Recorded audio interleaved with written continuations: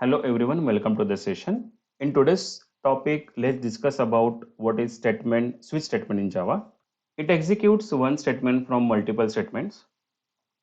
It is the same as if-else ladder statement. So instead of writing many if-else statement, we can also use switch statement. Now let's understand the syntax. Since to write a switch statement, we have switch keyword in small letter.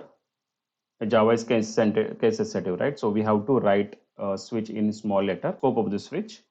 In that first, what comes is case, keyword, then value, colon, below that code to be executed and break statement, which is optional.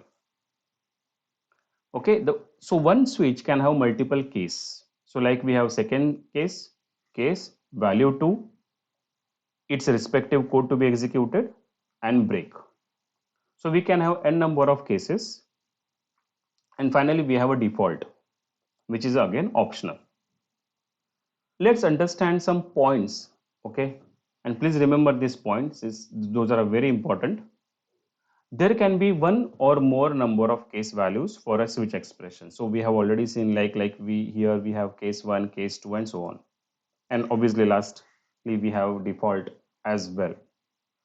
Both switch expression and a case values must be of a same type. The case value must be constant and unique. So it should not be any variable, and uh, it should not be a duplicate. Each case statement can have a break statement. So if you see, case 1 will have this break, case 2 will have its own break. Okay, so each case statement have a break statement, which again optional.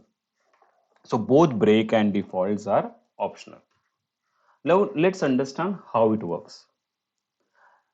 When cursor comes in, expression of the switch is evaluated once, and the value of the expression is compared with value of each case. If there is a match with case value, then the associate block of code will be executed. So let's understand. Uh, Suppose this now the expression evaluated. Okay, now the cursor will come in case. It will check the value of the expression whether it is matched with value 1. Let's consider if it not match. What will happen? The cursor will jump to the case 2. It will compare the expression value with case value. Now let's consider if the both value are same. Then it will go to the case, it will execute the code, and finally it will come to the break. Now let's understand here the break importance. When Java reaches to this break keyword, it break out of the switch block, and it will stop the execution of more code and case testing if we have more cases. So what will happen when a match found, like here we have found the value 2 as a match, right?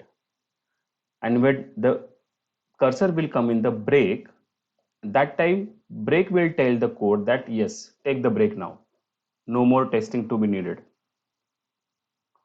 So the break can save a lot of a lot of execution time, because it ignores the execution of all the rest of the code in switch block.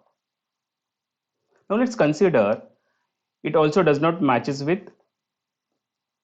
value 2. So what will happen? Or none of the value gets matched with expression. What will happen? The cursor will finally come to the default case, and this code will be get executed. Now please note, if the default statement is used as a last statement in a switch block, it does not need a break because that is the last statement, right? So no need to give a break. Let's understand this switch statement in detail by writing a Java program. For that, I have already created a class switch example. Okay. Let's write a program to display the name of the day based on the value of the day. To take the value of the day, I'll take one integer. Okay. And then we can write switch statement. So let me write this expression value, and let's begin with switch. What we have first is case, right? Case 1 colon. Now the code to be executed. So let me just write the system.out.println, and today is Monday, and then break and semicolon. So as we have seen, like, we switch can have multiple case. Let me write multiple case over here. Okay, so this is a second, and finally we have a Sunday, right? Okay, let's try to execute this program now. I will not write default now. Let's see what it happens. Okay, so I've written 4. The expression will be evaluated once, as we have seen in the slide. So 4, it will check the case value with 1, 2, 3. Yes, it is matches with this fourth case. So the output will be displayed as today is Thursday. Let's change to 2 and run the program. It's Tuesday. Okay. Now what will happen if I write it? Okay, nothing, because I have no case for that. Let's write default for that. Let me just write invalid date over here, and no need to write break. Let's run it. It invalid date.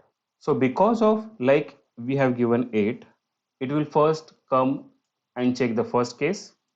This is 8. No, it will jump to the second case, third case, fourth case, and so on. The last case, it doesn't match with the last case also, so it will go and execute the default case. So in this way switch works. So you can write multiple conditions in a switch case. I hope you have understood the importance of the switch statement, and in that why we write break and default. So let me know if you have any questions in the comment section. Thank you.